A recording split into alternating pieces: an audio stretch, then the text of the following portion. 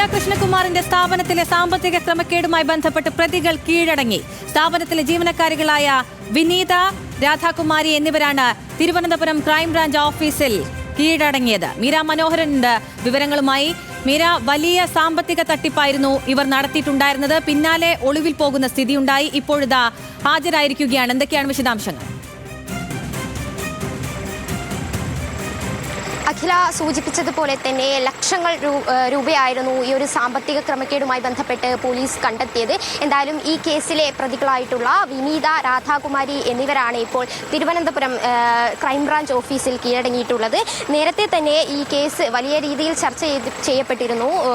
നടനായ കൃഷ്ണകുമാറിന്റെ മകൾ ദിയ കൃഷ്ണകുമാറിന്റെ OBOC എന്ന സ്ഥാപനത്തിലെ സാമ്പത്തിക ക്രമക്കേടായിരുന്നു അതിൽ വലിയ വാർത്തയായിരുന്നത്. അതിനുശേഷം തന്നെ ഈ ക്രമക്കേട് വലിയ രീതിയിൽ ലക്ഷങ്ങളോളം രൂപ തട്ടിയെടുത്തു എന്നുള്ള തരത്തിൽ തന്നെ പോലീസ് അന്വേഷണത്തിൽ കണ്ടെത്തിയിരുന്നു. അതിന്റെ ഭാഗമായിട്ടാണ് ഇപ്പോൾ ഈ പ്രതികൾ ഈ കേസിൽ ഈ ക്രൈംബ്രാഞ്ച് ഓഫീസിൽ കീഴടങ്ങിയിട്ടുള്ളത്. നേരത്തെ തന്നെ ഇവർ തിരുവനന്തപുരം പ്രിൻസിപ്പൽ മജിസ്ട്രേറ്റ് കോടതിയിൽ ഇവർ ജാമ്യാപേക്ഷ കൊടുത്തിരുന്നു. എന്നാൽ അത് കോടതി തള്ളിയിരുന്നു. പോലീസ് ഇത്തരത്തിൽ സാമ്പത്തിക ക്രമക്കേട് കണ്ടെത്തി എന്നുള്ള റിപ്പോർട്ട് കോടതിയിൽ സമർപ്പിച്ച സാഹചര്യത്തിലായിരുന്നു ഇവരുടെ ജാമ്യാപേക്ഷ തള്ളിയത്. എന്തായാലും ഇപ്പോൾ ഈ കേസിലെ 3 പ്രതികളുണ്ട്. അതിൽ 2 പേർ വിനീത, രാധാകുമാരി എന്നിവരാണ് ഇപ്പോൾ തിരുവനന്തപുരം ക്രൈംബ്രാഞ്ച് ഓഫീസിൽ കീഴടങ്ങിയിട്ടുള്ളത്.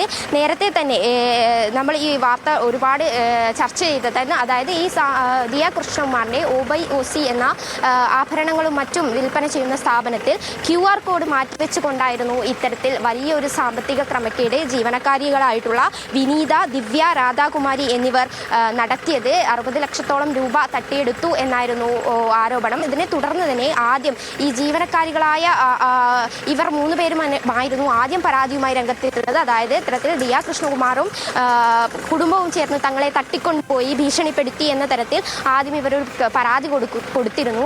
എന്നാൽ ആ പരാതി ഇത്തരത്തിൽ വ്യാജമാണെന്ന് കണ്ടെത്തുകയായിരുന്നു. ഈ സാമ്പത്തിക ക്രമക്കേട് നടന്നത് ഇത്തരത്തിൽ ഈ ജീവനക്കാരികൾ തന്നെയാണ് നടത്തിയത് എന്നായിരുന്നു അന്വേഷണം കണ്ടെത്തി. എന്തായാലും ആ ഒരു വിഷയത്തിൽ ഇപ്പോൾ ഇവരുടെ പ്രതികളുടെ മുൻകൂർ ജാമ്യാപേക്ഷ കോടതി തള്ളിയ സാഹചര്യത്തിലാണ് ഇപ്പോൾ ഈ പ്രതികളിൽ 2 പേര് തിരുവനന്തപുരം ബ്രാഞ്ച് ഓഫീസിൽ കീഴടങ്ങിയിട്ടുള്ളത്. നേരത്തെ തന്നെ ഈ ജീവനക്കാരികളെ തട്ടിക്കൊണ്ടുപോയി എന്ന ആരോപണം കഴമ്പില്ലെന്ന് പ്രോസിക്യൂഷൻ പറഞ്ഞിരുന്നു. അതിന്റെ ഭാഗമായി തന്നെയാണ് ഇത്തരത്തിൽ അന്വേഷണത്തിന്റെ ഭാഗമായിട്ടും ഈ സാമ്പത്തിക ക്രമക്കേട് കണ്ടെത്തുന്നത്.